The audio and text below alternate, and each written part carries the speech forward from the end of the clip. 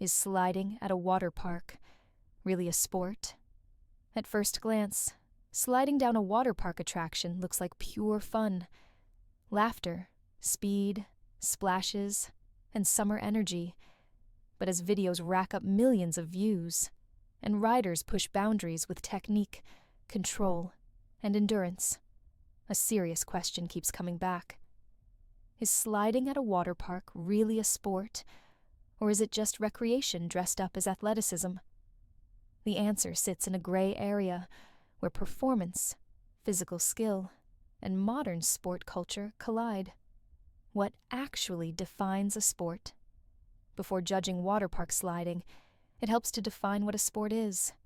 Most recognized sports share several core elements: physical exertion, skill and technique, rules or constraints, competitive potential, measurable performance. Traditional sports like swimming, gymnastics, or skateboarding clearly meet these standards. Others, such as parkour or competitive climbing, only gained recognition after years of debate. So the question is not whether water park sliding feels like a sport, but whether it meaningfully checks these boxes. The physical demands. Behind the slide. While riders are assisted by water and gravity, sliding is not passive. High-speed slides require core stability to maintain posture, leg control to manage speed and direction, arm positioning for balance, reaction timing during sharp turns and drops.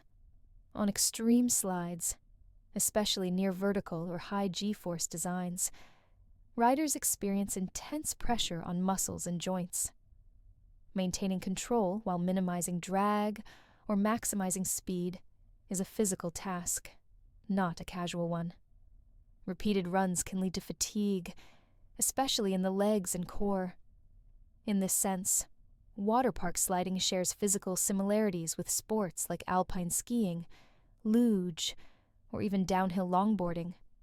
Activities where gravity assists movement, but skill determines outcome.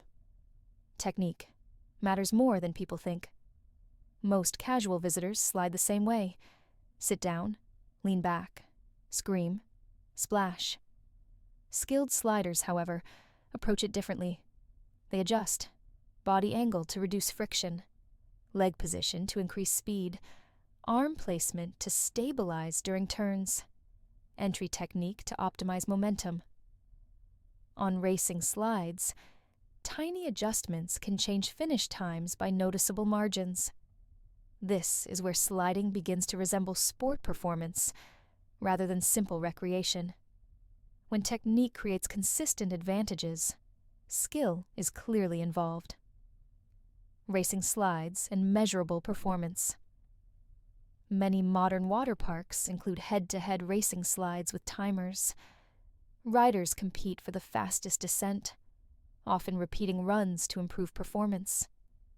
These setups introduce clear rules, objective measurement, direct competition.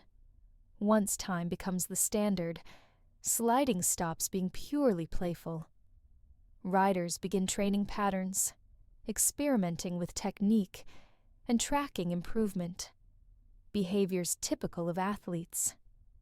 While these competitions are informal and rarely standardized globally, they demonstrate that sliding can function as a competitive activity. The mental side: focus, control, and risk management. High-speed water slides are not mentally easy. Riders must commit fully, especially on near-vertical drops.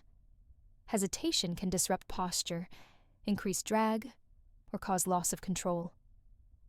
Mental skills involved include overcoming fear, maintaining focus under speed, timing movements precisely, staying calm during intense physical sensations.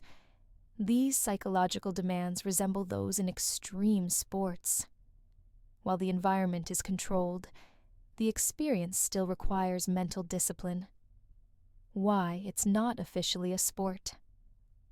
Despite these athletic elements, water park sliding lacks several things needed for official sport status.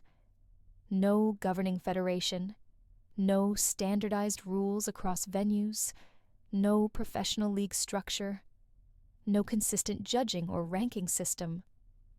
Without these, sliding remains categorized as recreational activity rather than organized sport.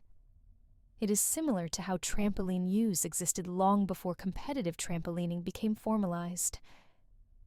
The role of media and modern sport culture.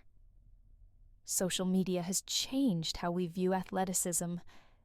Activities once considered hobbies, freestyle skating, trick cycling, parkour gained legitimacy through performance visibility and audience engagement.